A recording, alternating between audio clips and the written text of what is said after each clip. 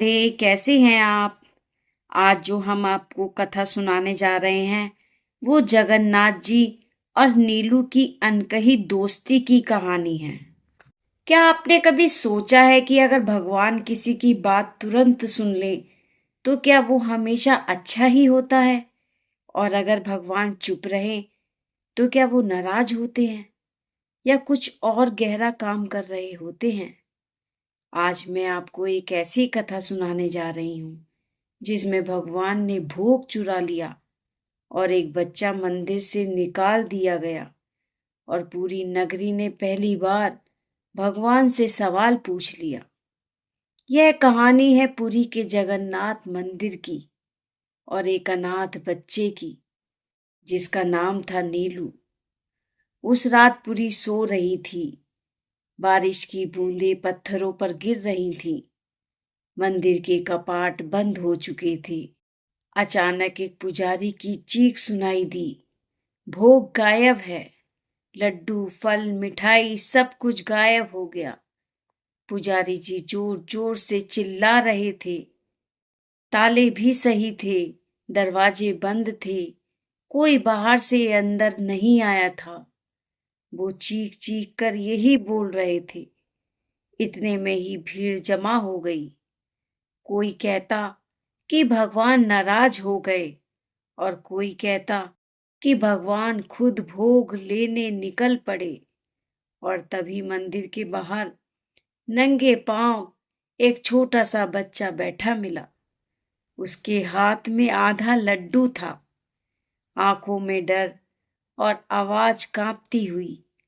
आज मेरे दोस्त को भूख लगी थी। भीड़ सन्न रह गई। किसी ने फुसफुसाकर कहा, भगवान जगन्नाथ का दोस्त, एक बच्चा। नीलू की उम्र कोई नहीं जानता था। कुछ कहते थे कि ये 5 साल का है और कुछ कहते थे कि ये 7 साल का है।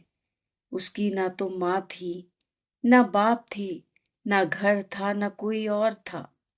जब कोई पूछता तू कहाँ पे रहता है तो वह हंसकर कहता, यहीं, बाबा के घर। लोग हंस देते थे पर नीलू झूठ नहीं बोलता था।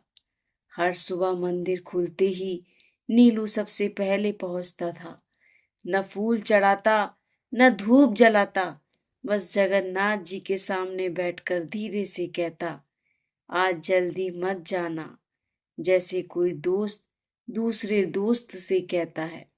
कभी शिकायत करता, कल आपने सपने में भी नहीं बुलाया। कभी हंसता, आज आपके लिए नई कहानी लाया हूं। पुजारी देखते थे, अनदेखा कर देते थे, पर नीलू के लिए जगन्नाथ ही माँ थे, जगन्नाथ ही पिता थे और जगन्नाथ जी ही उनके दोस्त थे। उस दिन बारिश बहुत तेज हो रही थी। भोग देर से बना था। भीड़ बहुत ज्यादा थी। नीलू को उस दिन प्रसाद भी नहीं मिला और वह भूखा था। वो चुपचाप एक कोने में बैठा था। रात होने लगी थी। मंदिर बंद होने से पहले नीलू उठा और गर्भगृह के सामने जाकर बोला, आज आप खाना मत खाना। एक पुजारी झुंझला गया, चल हट, यह भगवान है। नीलू सिर झुका गया। जाते जाते बस इतना फुसफुसाया, अगर आप नहीं आए तो आज मैं सो नहीं पाऊंगा। आधी रात हो गई। भोग गायब हो गया। चारों तरफ शोर मच गया और बाहर बैठा हुआ मिला नीलू। भीड़ इतनी थी और चिल्लाई, यह चोर है। नीलू कांप गया। रोते हुए बोला, उन्होंने खुद दिया है, मेरे जगन्नाथ जी ने दिया है। पुजारी जी बोले, भगवान खाना नहीं देते, तू चोरी करता है। नीलू जमीन पर बैठ गया। जोर से बोला, आप लोग नहीं समझते। और तभी मंदिर के भीतर घंटी अपने आप बज उठी। जगन्नाथ जी की आंखों में एक अजीब सी चमक थी। पहली बार पुजारी भी पीछे हट गए। सुबह खबर फैल गई, भगवान एक बच्चे के लिए बाहर आए। लोग नीलू को देखने आए। कोई सिक्का देता, कोई मिठाई देता। नीलू चुप था। बार बार मंदिर की दरवाजे की ओर देखता। एक पुजारी ने पूछा, क्या चाहिए बेटा? नीलू बोला, बस आज रात भी वो आएंगे ना। पुजारी चुप रह गया और उसी दिन मंदिर समिति ने फैसला किया, यह बच्चा गलत परंपरा बना रहा है। भक्ति डर से चलती है, दोस्ती से नहीं। फैसला हुआ, नीलू को मंदिर से निकाल दिया गया। शाम को एक पुजारी आया। अब तुम यहाँ नहीं रह सकते।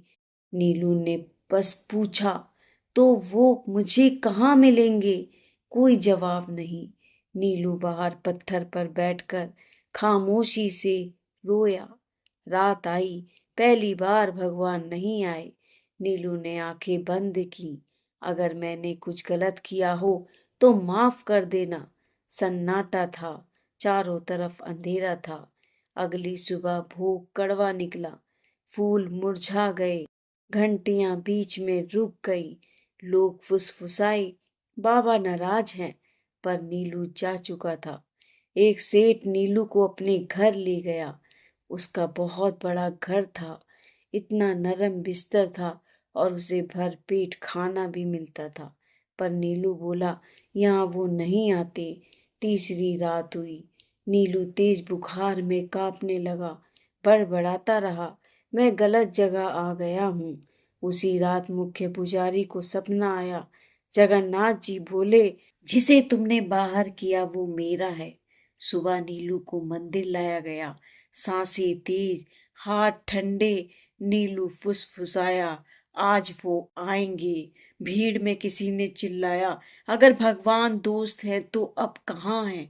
डॉक्टर ने सिर हिला दिया और तभी नीलू मुस्कुराया, वो आ गए। अगले ही पल उसकी सांसें थम गईं। मंदिर रो रहा था। किसी ने कहा, अगर भगवान दोस्त थे तो इसे मरने क्यों दिया? उसी रात पुजारी ने फिर सपना देखा। जगन्नाथ जी बोले, मैं उसे लेने नहीं, तुम्हारे भ्रम से छोड़ने आया था। नीलू पाने नहीं, सिखाने आया था।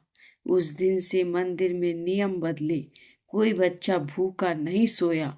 पुजारी बोले, आज से भक्ति डर से नहीं चलेगी। आज भी मंदिर की सीढ़ियों पर एक बच्चा बैठा मिलता है। कोई पूछे किसका इंतजार है, वो वही जवाब देता है, अपने दोस्त का। लोग कहते हैं भगवान कुछ की प्रार्थना तुरंत सुनते हैं और कुछ को देर से, पर सच यह है, भगवान कभी देर नहीं करते। वो बस तय करते हैं कि तुम मांग रहे हो या भरोसा कर रहे हो। अगर आज भगवान चुप हैं तो समझ लेना वो काम कर रहे हैं, शायद तुम्हारे भीतर। अगर आपको ये कहानी अच्छी लगी हो तो चैनल को लाइक करें, सब्सक्राइब करें और अपने दोस्तों के साथ शेयर करें और कमेंट में लिखें, राधे राधे।